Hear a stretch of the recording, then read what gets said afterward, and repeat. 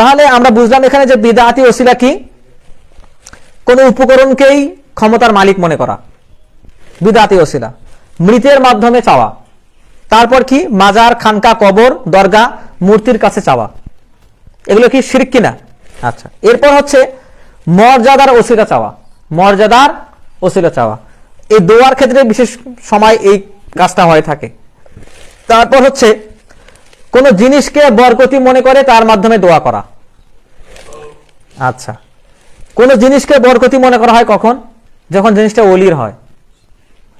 ওলি তার মাজারের পাশে পুকুরে যে মাছগুলো রেখে গেছে সেই মাছগুলো কেউ খায় না। কেন? ওলির মাজারে যে কচ্ছপটা আছে, ওলির মাজারে যে কবুতরগুলো আছে, জালালি কৈতর, এগুলোর কেউ ক্ষতি করে না, কেউ ধরে খায় না। এর মানে কি? এর মানে সেটাতে একটা এক্সট্রা পাওয়ার আছে, তা মনে করা হয় যে এটা পাওয়ার ধারণ করে, মনে করা হয় যে এটা একটা বরকত আছে, এটা ওলির জিনিস, এটা নেওয়া যাবে না। কিন্তু একজন সাধারণ মুসলমানেরও কি জিনিসের ক্ষতি করা যাবে? যাবে না। না বলে নেওয়া যাবে? যাবে না। কিন্তু এই বিষয়গুলোর ক্ষেত্রে একটা আলাদা বিশ্বাস কাজ করে, আল্লাহ একটা ভক্তি কাজ করে।